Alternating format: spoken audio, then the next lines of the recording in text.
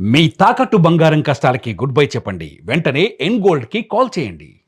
నమస్తే. ప్రస్తుతం గాంధీ భవన్‌లో ఉన్నాం. వడ్డెర కార్పొరేషన్ చైర్మన్ రేణుక గారు ఉన్నారు. సో ఏదైతే కొండా సుష్మితా పటేల్ చేసినటువంటి వ్యాఖ్యలపైన ఒక్కసారిగా కాంగ్రెస్ మహిళా నాయకురాళ్ళందరూ కూడా పెద్ద ఎత్తున నిరసన తెలుపుతూ ఉన్నారు. మాట్లాడదాం. మేడం, ఆ కొండా సుష్మిత చేసినటువంటి కామెంట్స్ ఒక్కసారిగా రాష్ట్ర వ్యాప్తంగా చర్చనీయాంశమైంది. కానీ కాంగ్రెస్ పార్టీకి అయితే పెద్ద మైనస్ అవుతుంది. ఇప్పటికే షోకాజ్ నోటీస్ ఇచ్చారు. కానీ ఈ కామెంట్స్ నేరుగా రేవంత్ రెడ్డిని టార్గెట్ చేస్తూ మాట్లాడిన తీరు కావచ్చు, ఇదంతా కూడా కాంగ్రెస్ పార్టీలో ఏదో జరగబోతుంది అనేదానికి సంకేతం అని కూడా కొంతమంది బయట మాట్లాడుతున్నారు.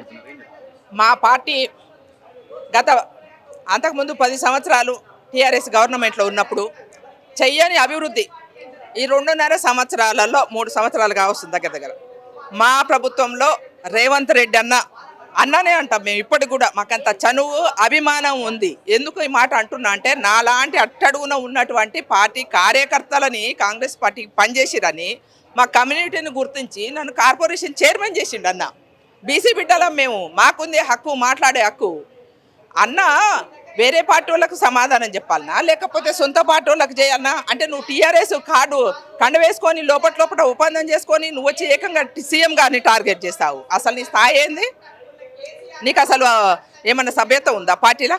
అంటే మీ అమ్మ ముఖ్యమంత్రి గారిని నువ్వు టార్గెట్ చేస్తే మీ అమ్మ మినిస్టర్ అయితే ఏది మాట్లాడినా చెల్లుబాటు అవుతుందా? కాన్స్టిట్యున్సీకి వచ్చి కొండ ఫ్యామిలీకి సంబంధించి పరకాలలో కొండ మురళి పెద్ద ఎత్తున కార్యకర్తలు కావచ్చు వాళ్ళు తిరుగుతూ ఉంటారు. నా కాన్స్టిట్యున్సీకి వచ్చి నువ్వు ఎట్లా ఉన్నటువంటి రేవూరు ప్రకాష్ రెడ్డిని ఎమ్మెల్యేగా ఏఐసీసీ కదా నిర్ణయం తీసుకునేది, నువ్వు నిర్ణయం తీసుకోవు కదా, ఎట్లా విడుదల చేస్తావు, నీ కళ్ళు నెత్తికెక్కినాయి అనే ఘాటు వ్యాఖ్యలు కూడా. ఏంటి కళ్ళు నెత్తికెక్కింది రేవంత్ అన్న కాదు, ఆమెకు కళ్ళు నెత్తికెక్కి మైండ్ బ్లాక్ అయ్యి మాట్లాడుతుంది ఆమె కాన్సెన్సా? వాళ్ళ అన్నయ్య సంపాదించిందా, వాళ్ళ అమ్మ సంపాదించిందా, వాళ్ళ తాతల తండ్రి ఆస్తి ఏమన్నా ఉందా? అదేమన్నా ఎట్లా నీదవుతుంది? కాన్సెన్సీ పరకాల కాన్సెన్సీ నీదే ఎట్లా అవుతుంది?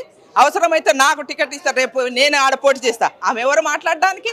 అప్పుడు ఉన్నటువంటి పొత్తులలో భాగంగా ఏదైనా సందర్భాన్ని బట్టి అక్కడ ఎమ్మెల్యే ఉన్నాడు కాబట్టి మాట్లాడిండు అన్న. సీఎం గారిని తప్పబెట్టేంత స్థాయా నువ్వు ఏడ పార్టీకి పనిచేసినావమ్మా? ఏడ ధర్నాలు చేసినావా? ఏంటన్నా పోనీ ఏంటన్నా పార్టీ కార్యక్రమాలలో ఏంటన్నా పాల్గొన్నావా? ఏనాడన్నా నువ్వు ఆ కాన్సెన్సీ తప్ప వేరే కాడ ఏంటన్నా నీ ముఖం తెలుసా అందరికీ? కొండ బిడ్డ తప్ప నీకు వేరే అర్హత ఏముంది చెప్పు, నాకు చెప్పు, నేను అడుగుతున్నా. ఆమెకు అంత కాన్ఫిడెన్స్ లేని 20 ఏళ్ళు నేనే ఎమ్మెల్యేగా ఉంటా పరకాలలో. ఏమో మరి టీఆర్ఎస్ వాళ్ళు బీజేపీ ఆమెకు ఏమైనా సపోర్ట్ చేసి ఎట్లా మీ అమ్మకు ఆడ టికెట్ ఇచ్చారు కాబట్టి ఒక్కళ్ళకే ఇస్తారు, రెండో వాళ్ళకి ఇయ్యరు కాబట్టి నువ్వు మాట్లాడు, మేము ఎట్లా నీకు పక్కా టికెట్ ఇస్తాము అని మరి టీఆర్ఎస్ బీజేపీ లోపాయకార ఒప్పందం చేసుకుందేమో ఏకంగా సీఎం గారికే టార్గెట్ పెట్టి. అట్లయితేనే మీ ఛానల్లో మరి అన్ని మాకు ఎగనిస్ట్గా ఉన్న ఛానళ్ళు వాళ్ళు సొంత ఛానల్ ఏమున్నాయో అవైతే బాగా ఎలిగేషన్ పెట్టి చూపిస్తారు కదా, అందుకని చెప్పిరేమో, అందుకే మా సీఎం గారిని టార్గెట్ చేసింది. ఇప్పుడు మీలాంటి వాళ్ళు కౌంటర్ ఇస్తే, నా మీద ఎవరైనా కౌంటర్ ఇస్తే కనుక ఖచ్చితంగా ఇవే కాదు ఇంకా చాలా మంది జాతకాలు బయట పెడతా అని కూడా వార్నింగ్ ఇస్తుంది. ఏ నా జాతకాలు బయట పెట్టేది? బ్లాక్ మెయిల్ రాజకీయాలు చేస్తుందా? నీకు దమ్ముంటే చెప్పు, ఇప్పుడు చెప్తున్నా, నేను వస్తా. రేవంత్ రెడ్డి గారి స్థాయి కాదు నీది.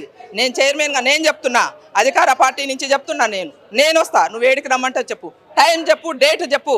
నీ ముందర వచ్చి నేను మాట్లాడకపోతే నేను రాజకీయాల నుంచి తప్పుకుంటా. నువ్వు కొండ కార్డు తీసేసి నువ్వు రాజకీయాలలో మసలగలిగితే, నీకు దమ్ము సత్తా ధైర్యం ఉంటే, నువ్వు టీఆర్ఎస్ ఫైన్ చేయకుంటే వాళ్ళ అండ చూసుకొని నువ్వు ఇలా మాట్లాడుతున్నావు కదా. నేను ఒక పార్టీ కార్యకర్తగా అడుగుతున్నా, నేను చైర్మన్ పోస్ట్ కూడా అడుగుతలేను, చైర్మన్గా కూడా నేను చెప్తలేను. ఒక పార్టీ కార్యకర్తగా, నిబద్ధత కలిగిన కాంగ్రెస్ పార్టీ కార్యకర్తగా నేను చెప్తున్నా. టైం చెప్పు, డేట్ చెప్పు, నేను వస్తాను. నీ కాడ ఏం రుజువులు ఉన్నాయో నాకు చూపి. ఎవరిని బెదిరిస్తున్నావు నువ్వు? నీ ఉడత ఊపులకు ఎవ్వడు భయపడేటోళ్ళు లేడు.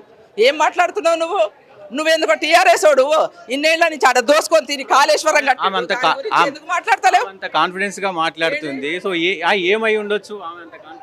ఏం లేదు ఆడ. ఇప్పుడు టీఆర్ఎస్ వాళ్ళు మా ఆడ పోయి ఎవరు హరీష్ రావు ఆడేనో శివమొగ్గ కాశీమొగ్గు ఆడపోయి మా అన్న మీద కాంగ్రెస్ పార్టీ మీద మంత్రాలు తంత్రాలు చేపిస్తురుగా. దాన్ని డైవర్ట్ చేయాలంటే ఈమెనే పెట్టాలి ఈ పార్టీలో. అమ్మ నీకు టికెట్ ఇస్తా, నువ్వు ఎట్లయినా సిగం వచ్చి నువ్వు ఊరు మీద వచ్చేసిన ఆంబోతులు వదులుతారు కదా ఊర్లలో. మనమందరం ఊర్ల నుంచి వచ్చినాం కదా, పల్లెటూర్ల నుంచి. ఆంబోత ఎట్లా తిరుగుతుంది అట్లా వదిలేసి రూమ్ మీద. అందుకని ఆ పార్టీ మీద మాకు వదిలేసి, మా కర్మ కాకపోతే మా సొంత పార్టీ వాళ్ళ మీద మేము అనాల్సినది ఏంది? ఇది మేము వేరే పార్టీ వాళ్ళకి సమాధానం చెప్తామా? మా సొంత పార్టీ వాళ్ళు చెప్పాలన్నా? ఇట్లాంటి వాళ్ళని ఉపేక్షించొద్దు. నేను అదే చెప్తున్నా. ఆమె కానీ కనబడ్డది అనుకో ఇంకోసారి మాట్లాడితే కర్రు కాల్చి నాలుక మీద వాత పెడితే నోట్ల నుంచి మాట రాదు. ఫైనల్గా మేడం అంటే పాత వాళ్ళకి అన్యాయం జరుగుతుంది కాంగ్రెస్ పార్టీలో పెద్ద చర్చ నడుస్తుంది. మీరు దాని గురించి ఏం చెప్తారు? దాదాపు 20 ఏళ్ళు 30 ఏళ్ళు 10 సంవత్సరాలు కష్టపడ్డ వాళ్ళకి పదవులు రావట్లేదు, కొత్తగా వచ్చిన వాళ్ళకి 23లో వచ్చిన వాళ్ళకి పదవులు ఎక్కువ వస్తున్నాయి అనేది కొంత చర్చ జరుగుతుంది. ఏం చెప్తారు? ఇంత మీరు సీనియర్ నాయకులు. ఇప్పుడు పార్టీల అందరూ కష్టపడ్డారు, సీనియర్లు ఉన్నారు. పార్టీలో ఇచ్చినటువంటి మాట ప్రకారం ఎవరికి ఏ టైంలో ఎలాంటి పదవులు ఇవ్వాలనో పార్టీ అధిష్టానం చూసుకుంటుంది. రేవంత్ అన్న ఒక్కడే నిర్ణయించాడు కదా, పార్టీ అధిష్టానం ఉంది మాకు. అధిష్టానం దృష్టిలో పార్టీలో పనిచేస్తారు. మేము 20 ఏళ్ళు అయిందండి, మాకు ఇప్పుడు మా కమ్యూనిటీకి చైర్మన్ ఇచ్చిర్రు, మరి మమ్మల్ని గుర్తించడానే మేము ఫీల్ అవుతున్నాం కదా. అట్లా ప్రతి ఒక్కరికి అవకాశాన్ని బట్టి సందర్భాన్ని బట్టి ప్రతి ఒక్కరికి అవకాశాలు వస్తాయి.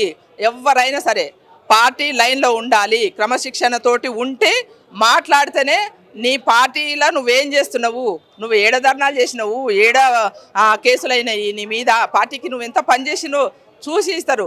1 by 1 ఇస్తూనే ఉన్నారు కదండి. లాస్ట్ టైం ఇచ్చిండ్రు, వాళ్ళ 2 సంవత్సరాలు అయిపోయింది. ఇప్పుడు మళ్ళీ మాకు ఇచ్చిర్రు, మాకు ఇచ్చి 3-4 నెలలు అవుతుంది. మళ్ళీ నెక్స్ట్ మంత్ మళ్ళీ కొంతమందికి ఇస్తారు. పార్టీ ఎవరిని వదులుకోదండి, ప్రతి ఒక్కరికి ఎవరు ఇంపార్టెంట్ వాళ్ళకు ఉంటూనే ఉంటుంది. అంతేగాని అంత మాత్రం చేత నోటుకొచ్చినట్టు మాట్లాడితే అంటే పబ్లిసిటీ చేసుకుంటే ఆమె ఏమైనా పెద్ద లీడర్ అయిపోద్దా ఓవర్ నైటు? మేమేం 20-30 ఏళ్ళు కష్టపడి పార్టీలో వస్తాము, ఆమె ఓవర్ నైటు పబ్లిక్ మీటింగ్ పెట్టి అమ్మ మినిస్టర్ అని మాట్లాడి ఓవర్ నైట్ పెద్ద లీడర్ అయిపోగానే ఆమెకి కిరీటం పెడతారా, లేకపోతే పిలిచి పదవి ఇస్తారా అనుకుంటున్నా, లేకపోతే ఎమ్మెల్యే టికెట్ ఇస్తారా అనుకుంటున్నా? అంటే మేమందరం కాదా బీసీలు? మాకు అవకాశాలు రావద్దా?